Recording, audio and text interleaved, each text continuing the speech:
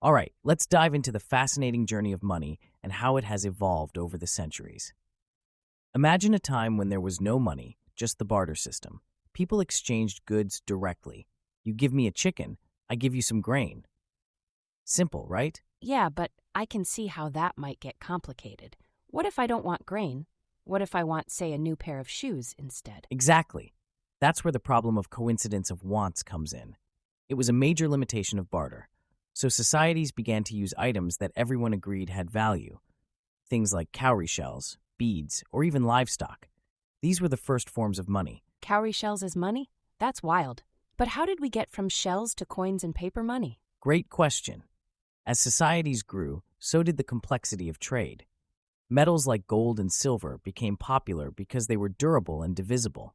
The Lydians around the 7th century BC were among the first to mint coins.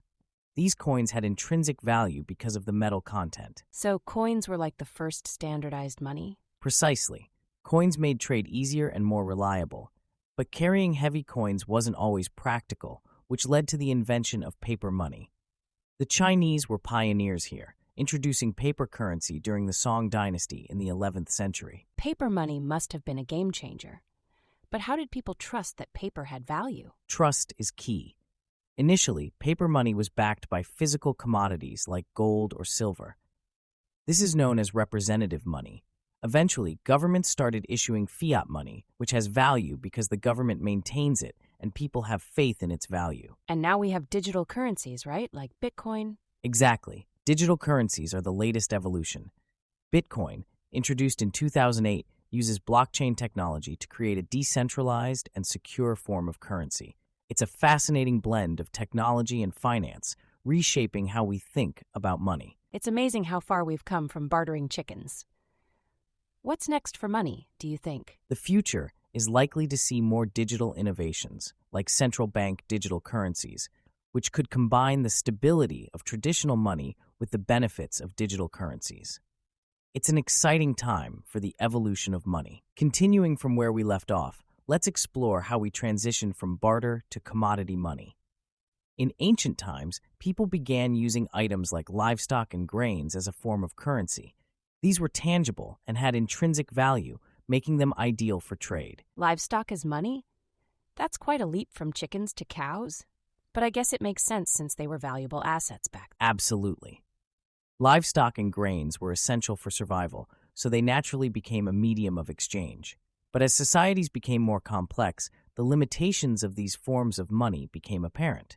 That's when metals like gold and silver entered the scene. Ah, so that's where coinage comes in. How did that start? The first known coins were minted in Lydia around the 7th century BC. These coins were made of electrum, a natural alloy of gold and silver. They were stamped with images to denote authenticity and value, which was revolutionary at the time. And Mesopotamia? Did they have coins too? Mesopotamia was more about using metals as a measure of value rather than coins. They used silver bars and rings for trade, which laid the groundwork for coinage later on. It's fascinating how different regions developed their systems. So what about paper money? How did that come into play? Paper money was first introduced in China during the Song dynasty in the 11th century. The government issued notes as a way to avoid the heavy bulk of metal coins. These notes were initially backed by commodities, making them a form of representative money. And how did it spread to Europe? European travelers like Marco Polo brought back tales of paper money from their journeys to China. It wasn't until the 17th century that Europe saw its first banknotes, thanks to the ingenuity of goldsmith bankers. Goldsmith bankers? They sound intriguing. Indeed, they were pivotal in the evolution of money. Goldsmiths in England began issuing receipts for gold deposits, which evolved into promissory notes. These notes could be traded, effectively becoming the first banknotes in Europe. So they were like the early banks? Exactly.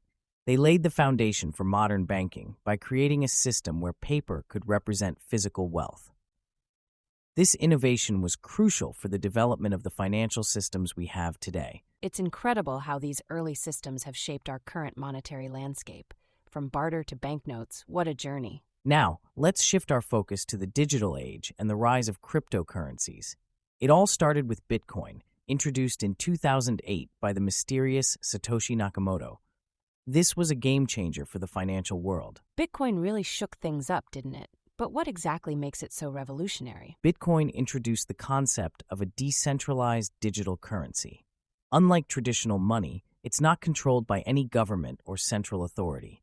Instead, it relies on blockchain technology, which is essentially a distributed ledger that records all transactions. Blockchain sounds like a pretty complex system. How does it work? Think of blockchain as a chain of blocks, where each block contains a list of transactions. These blocks are linked together in a secure and transparent way. Once a block is added to the chain, it can't be altered, which ensures the integrity of the data. So it's like a digital ledger that everyone can see but no one can tamper with. Exactly. This transparency and security are what make blockchain so powerful.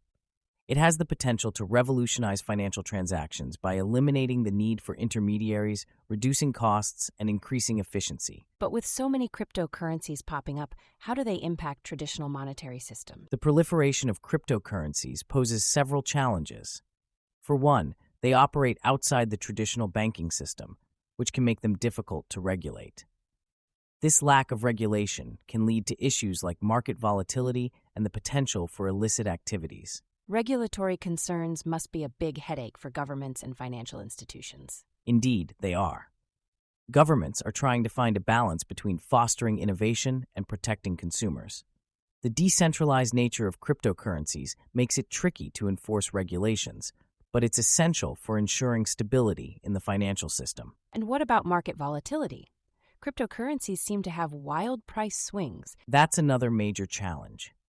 The value of cryptocurrencies can fluctuate dramatically, which can be risky for investors.